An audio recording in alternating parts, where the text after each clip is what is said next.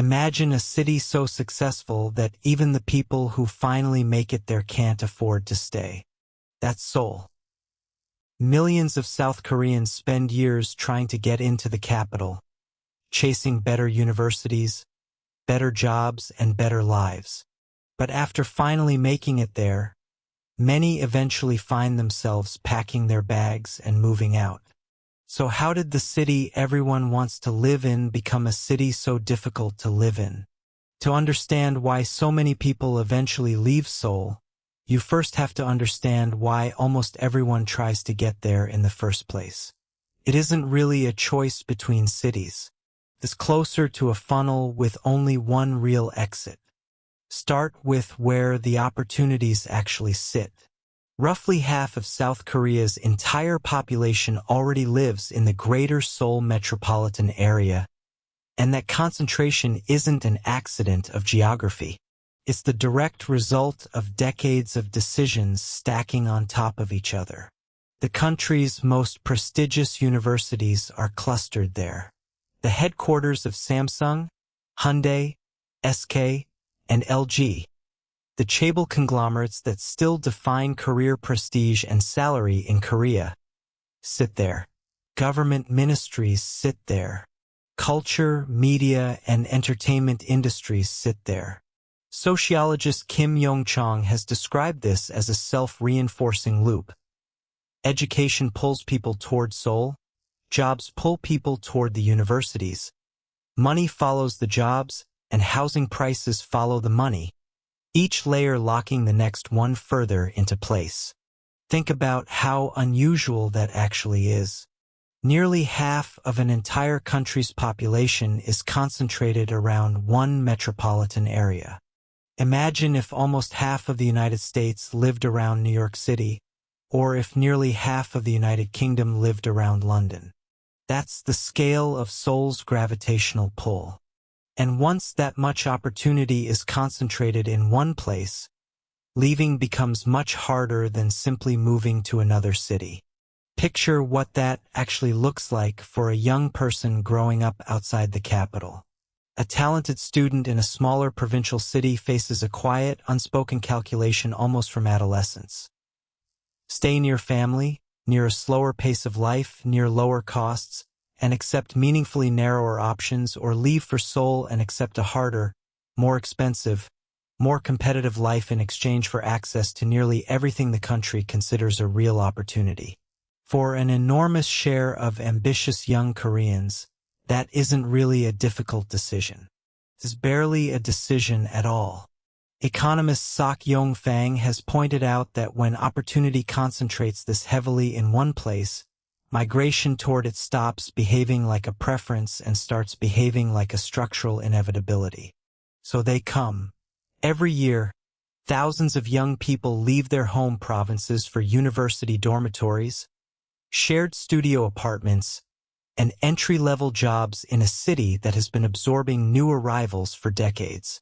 Here's where the second half of the story begins, the part that actually explains the word leaving in this story.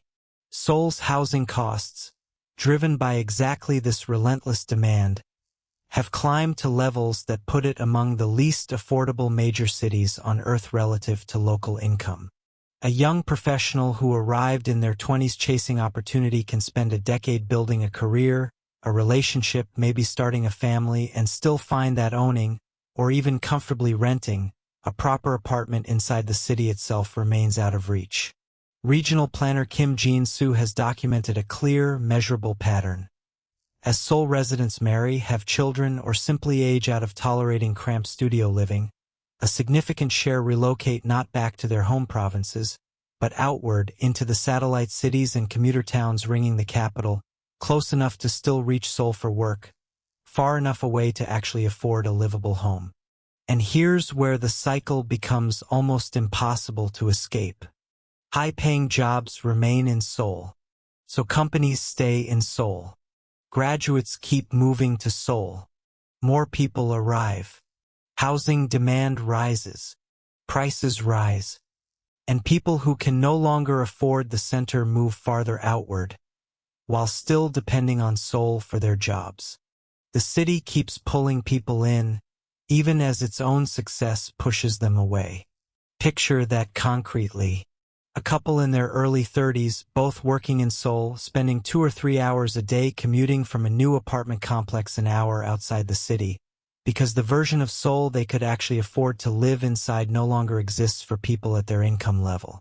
They haven't given up on the city. They've simply been priced out of living inside its physical boundaries, even while remaining completely dependent on its jobs, culture, and economy. Now here's the counterintuitive twist that makes this a genuinely difficult problem to solve. While Seoul becomes increasingly unaffordable and pushes its own residents outward into the surrounding metropolitan ring, the actual provinces further away, the smaller cities and rural counties that lost these young people in the first place, keep emptying out regardless. The people leaving Seoul mostly aren't going home. They're relocating to the edges of the same metropolitan gravity well, not escaping it. Demographer Cho Young-tae has pointed out that this produces a strange, lopsided outcome. The Seoul metropolitan area as a whole keeps growing even as central Seoul specifically becomes less affordable and, in some neighborhoods, even loses population while everywhere outside that metropolitan ring continues to hollow out. The government has tried repeatedly to break this pattern. Various administrations have relocated public agencies to newly built administrative cities outside Seoul, offered tax incentives for companies willing to headquarter elsewhere, and built entirely new planned cities specifically designed to relieve pressure on the capital. These efforts have had real, if limited, effects. Relocated agencies do employ people outside Seoul. New planned cities do get built and do get residents. But they haven't meaningfully broken the underlying gravity, because moving a government building doesn't move the university rankings, the corporate headquarters, or the decades of accumulated cultural weight that makes Seoul specifically, rather than merely urban Korea in general, the place that still defines what counts as making it. And that's the problem with trying to decentralize Korea. You can move a government office. You can build a new city. You can offer a company tax incentives.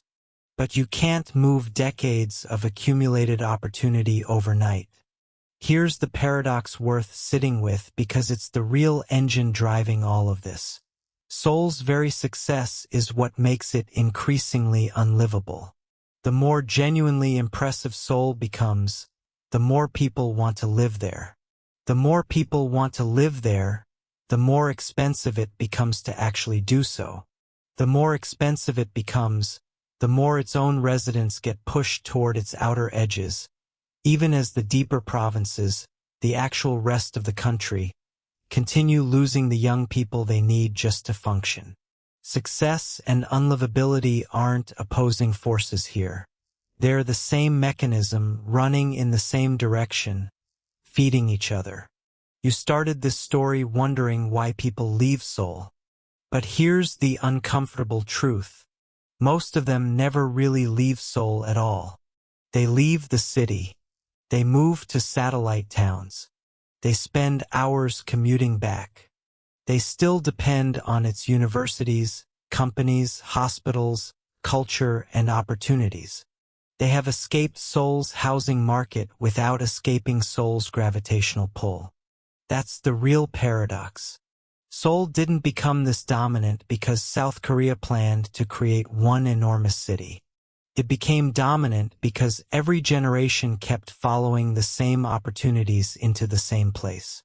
And now the country is discovering the price of concentrating almost everything in one city. South Korea didn't build Seoul too big. It built the rest of the country too dependent on it.